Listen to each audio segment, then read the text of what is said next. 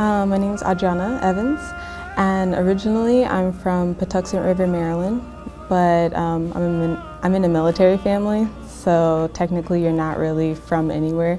You just hop around to different places, so I just say I'm from San Diego. And I just recently graduated college, so I'm officially an alumni, and part-time on my couch, just trying to recover from the semester. So originally I was Church of God in Christ, Kojic, which is basically like, with my friends I say, if you've ever seen any Medea movie, it's basically exactly like that. Very strict by the book. There wasn't really much room for error or kind of like shifting or adding a belief into the church. So basically, I would kind of make a joke with my siblings. It's like a 9-to-5 job, because you would go to the early Sunday morning program, then you would have the regular day church program, and then you would go home for like a break or dinner, and then come back and end up having to go back to the night service, which would end around 8, and then you would have school the next morning.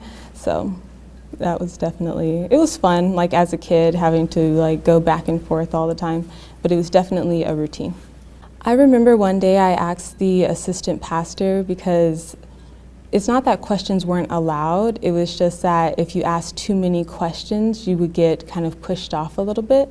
So I originally started out in the younger kids class. I think I was around like 13 or so at this time, and that was the age range of the little kids course. And then I asked too many questions, so they moved me to the women's course, and I asked even more questions there, and the assistant pastor actually taught in that course. So when I was asking him certain areas in the Bible where in the Old Testament God said this is allowed, but then in the New Testament there would be an individual that would say, no, this is a sin, I was kind of wondering, well, why did it change? Does this person have that kind of authority? And why isn't it like consistent? And when I got brushed off and they kind of made a joke about it, I was kind of like, oh, well, I don't think that's kind of right. Let me look more into it. And that's actually when I first started wearing hijab, because I looked in the New Testament and there was a verse that said either the women shave their heads or they cover. And I didn't think I could pull out the bald look, so I was like, okay, let's just cover. And I definitely got like a lot of questions from people, especially in the church, saying like, oh, like, why are you covering? And then I would show them the Bible verse and they'd be like, oh, okay, well, we don't really like follow that. And I'm like, why are you gonna preach with like a Bible in your hand, but then not go verbatim to his teachings? So yeah. So the more I was researching into the Bible, I started finding different verses that would kind of conflict with each other, or the church just wouldn't follow because it just didn't behoove them to. Like for breakfast, we like had bacon all the time, and it made me feel sick as little kids, so I just didn't eat it. But then I was like, well, in the Bible, it talks about things with a split hoof, and that eats could, like you're not necessarily supposed to eat certain things. And so I was like, well, I want to follow Christianity, but I want to follow it more verbatim to what it's asking me to do.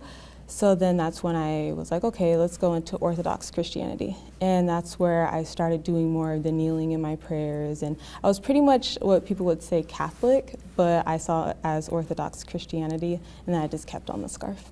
After that, I went to community college because I had graduated from high school. And excuse me, when I ended up going into community college, it was full of a variety of Muslims from different ethnicities and cultures. And I was like, why does everybody keep saying Assalamu alaikum to me? Because I did not know what it meant. I didn't know how to respond. And they would get insulted. I wouldn't say anything back. So I'd just be like, hello. And they started saying, oh, like you're Christian. We don't see a lot of individuals covering. Did you know that Muslims also cover? But in our church, being Muslim wasn't like a good thing, because there were sermons saying, oh, they pray to Muhammad like we pray to Jesus. Muhammad's a god to them, so don't even go near a mosque. So that was like a big thing in our family that you just didn't do. And when my friends started talking to me, I was just like, oh, well, it kind of like sparked kind of like a match, like, hey, like let's look into things. You're in college, you might as well just add to the list of books you're reading. And then that's when my friend gave me a book called Misguided.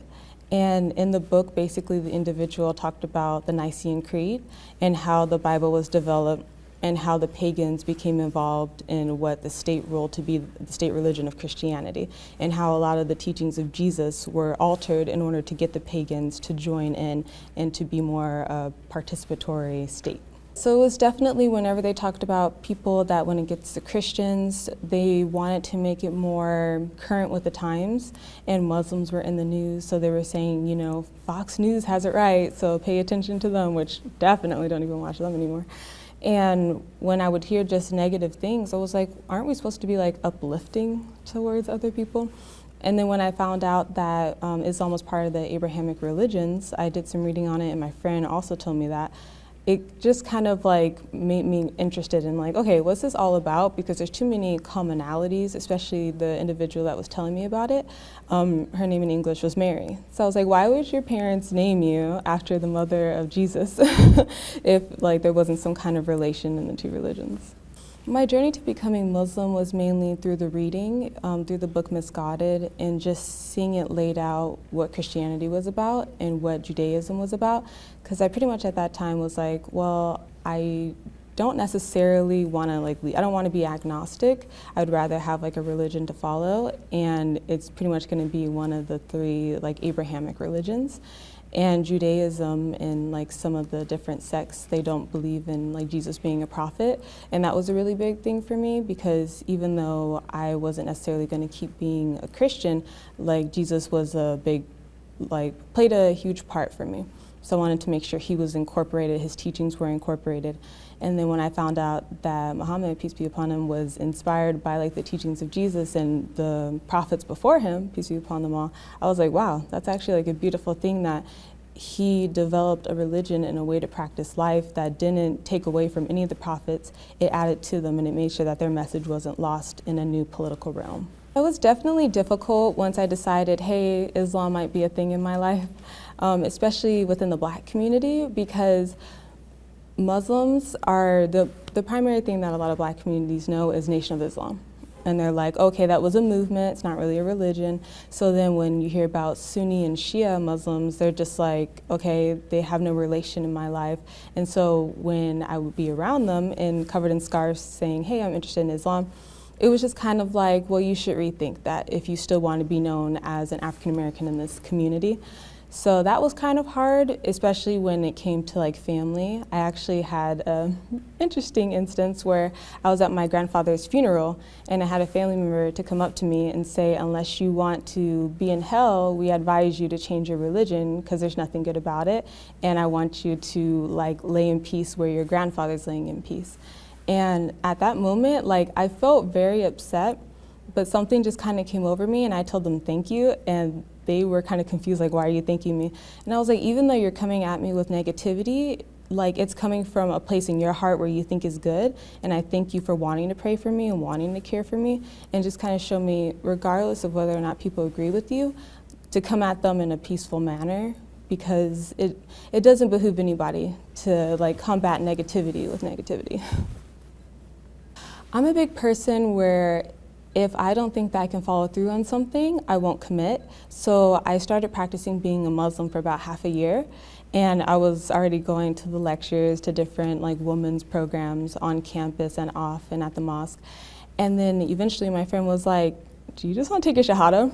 And I completely forgot, because I was like, I'm already Muslim, I already say the Shahada like in my prayers and du'as and everything.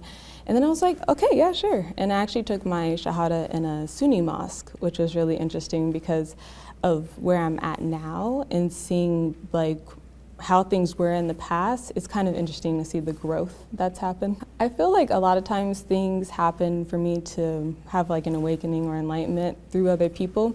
I was riding in a vehicle with my friend, and I was talking about Muhammad Ali because I love boxing, MMA, all that. And she didn't hear the Muhammad part. She heard Ali, and I was like, you know, great example for individuals. You know, we should definitely incorporate him into like our lives and his thoughts and things like that. And she was like, what are you talking about? She was like, well, girl, I don't know where you're getting your information from, but I need you to be careful. And I was just like, you don't like Muhammad Ali? And she was like, oh, no, I thought you said Ali. I thought you meant like what the devil worshippers do. And I was like, wait, what do you mean? And they're like, oh, they hit themselves, they harm themselves, they pray to Ali, they basically make a mockery of Islam. She's like, make sure you don't follow those people. And in that instance, just hearing like the words that she said, I was like, wow, that sounds a lot like the sermons in church when they were bashing another ideology. So I was like, okay, I'm gonna look into them. And then I kept researching and researching, and of course I had a lot of Muslim friends at that time, so I asked one of them, oh, do you know about like these Shia people? And she was like, yeah, I'm Shia, and it was a separate friend. And I was like, okay, can you give me like basically the down low, like what's going on? Why do Sunnis hate you? Because I just hear nothing but negativity. And then she started to just let me know, hey, like this is what I believe in, this is what we do. And then it became questions like, oh, why do Shias cry during certain events? Why do they feel this way or that way? And the thing I love about her, and this is like my best friend now, she definitely encourages me not to follow what other people are saying. So she would tell me, oh, we do these things and there's so much benefits in them, but then she would leave it at that. She wouldn't say, you should do it, or I'm bringing you here. And not to bash any of my Sunni friends, but a lot of times, like, that's what would happen. It wouldn't really be something I wanted to do or of my will. It was more of what they were wanting me to do. Like the first time I prayed, like with the congregation, was because one of my friends was forcing me to, and I felt very uncomfortable because I was just like, what? She's like, but you'll get blessings for it, it's good. And, or if they were like, oh, you have to make sure you stay up to this time of night and make dua, and then I was like, oh, my knees are kind of hurting. They're like, even if it bleeds, it doesn't matter. Like, I was like, this is kind of really extreme. And I mean, it's good to be devoted to your religion, but I think it's good to also be aware of like the health benefits, the like risks and different things of that. So a main reason as to why I became Shia was one day I was just going through YouTube, just researching into Shias, and I came across Dr. Amar's lectures. And when he was talking about what the Prophet did when he was at Ghadir, and he was telling individuals like, hey, what I'm going to leave you with is, and this is vital, please listen, is the Quran and Ahl Bayt. And when I heard that, I was like, wait, what? Because all the Sunnis are like, it's Sunnah, you follow Sunnah, everything like that. So first thing I did was I paused it, and in the lecture, it's about like an hour or so long, but really beneficial. He tells you where to look, and I went online, and because they had an online copy of it, and it said the Quran and the Ahl Bayt. And I was like, oh my gosh. And at that moment, I messaged my friend. I was like, by the way, I think I'm gonna be a Shia from now on. And not only that, but just knowing that the Prophet's family, peace be upon them all, are so important to Prophet Muhammad's just whole like existence. Like he left behind something so precious, and for us to not even consider remembering them or following them as an example, or just forgetting them because you're afraid you might be labeled as something, I think that's one, dangerous, and two, it's ignorant, because you follow a prophet but yet you won't follow his family that was also righteous. Dr. Amar was also associated with some things from like the Ahl Bayt, so TV, so that kind of led me into that. And on days when I was in college and I was just kind of over the whole political thing that was going on and just the climate and classes and tests, I was like, I just need something to take my mind off. And then I would go to the documentary page on like Ahl Bayt TV or to the archives and things like that. And it was just like a getaway to just become more knowledgeable, and it would kind of, I don't know if this makes sense, but it just kind of calmed my soul, because I was just like, I'm so wrapped up in this world, but this kind of brings me back to like solid ground where it's like, hey, like, yeah, life is tough, but here's some people who went through harder things, so you can get through it. I think I officially became a Shia, I would say about a year ago. So it's been a while. After I became Shia, in terms of the individuals I hung out with that were Sunni, in the beginning, I just kind of didn't tell them. It wasn't that I was hiding anything, because if anything, I was proud about it, but I didn't know how they would react. And we do a lot of collective things on campus together, so I need everybody in a good frame of mind. But once I started to bring like the torba to pray on, I would definitely get a lot of looks, or if I went to go pray, people would kind of move their rugs over, and I was just like, oh, okay, you need space, that's fine. But at the same time, it made me more humble in being a Shia, because I was like, again, regardless of like what others do, like follow what you know is right. So there was that. In the Shia community, I actually experienced nothing but like love from people. Some shock once they see that I'm African American, because they're just like, well, that's kind of weird, but part of my ancestry is I'm Nigerian, so I'm like, that's not like foreign to them. There's a lot of Shia Muslims, and so when I let them know that, it kind of makes them more knowledgeable, because they're like, hey, first we didn't know there were darker skin like Shias, and also, hey, like there's also different places across the world that they are, and this is just another reason to like unite and have a better, stronger community. In terms of different places to go where there's lots of like Shia events, I would just definitely say the Imam Ali Center, like you were saying, for the Noor Collective. And there's also a place, like I'm in tune with military bases, so there's one in Miramar, off Miramar Road, it's literally across the street from the military base. And it's actually pretty cool because it's a Sunni program in the morning, and then it's a Shia program later on. And I believe they speak English. I know it's primarily Farsi, but it's a good mix between the two.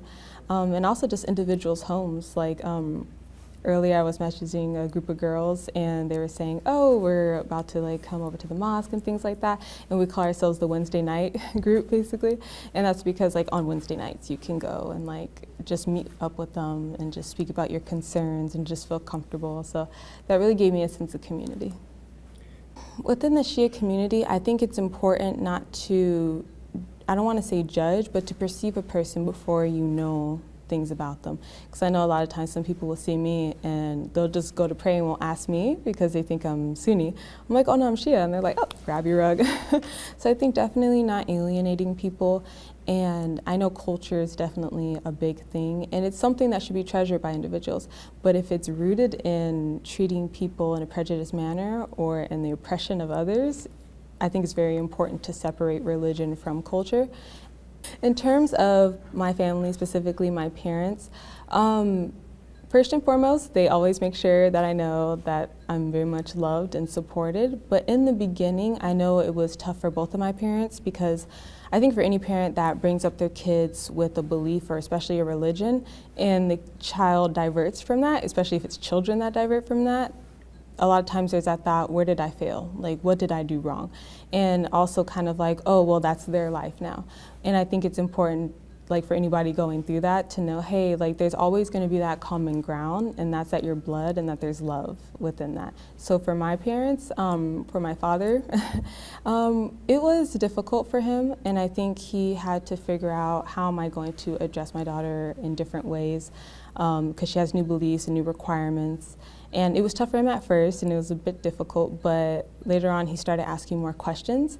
And now whenever I come over, he goes to the halal store and he's like, I got you some food so you can eat. And I'm like, I appreciate that, because I think like for my family, food is wherever we break bread is wherever we break conversation. And it's like anything that's been wrong can be built back again. And for my mother, when I first became like a Sunni Muslim, I came home and told her I took my Shahada. And she knew beforehand what that was, because I told her, oh, these are the things that Muslims do. And she just looked at me, and I was like, oh my goodness, I'm about to get kicked out of the house. And I was like, I should have packed my bag before I got home. And then she told me, you know what this means, right? And I was like, that I'm gone? She was like, no, you need to make sure you get with a good, solid group of women that are having the same goals as you, that they want to pursue their religion, but also a good career and also a good education. And they're not just about drama. They want to like really build themselves into a better person. She's like, you need to make sure that you go to any lectures that they have. You can borrow my car if you want to. She's like, I need a list of any of the halal food places that you need and whatever prayer times, because unfortunately I had some situations where people tried to, I don't want to say attack, but pretty much attack me while I was praying. And they didn't know, because I have a very big family. I have 6 brothers and 1 sister. So of course when I'm praying by myself, well, my family's military, so they like more covert things. So they were in a corner, saw the men approaching me, and were like, no, cut that mess out.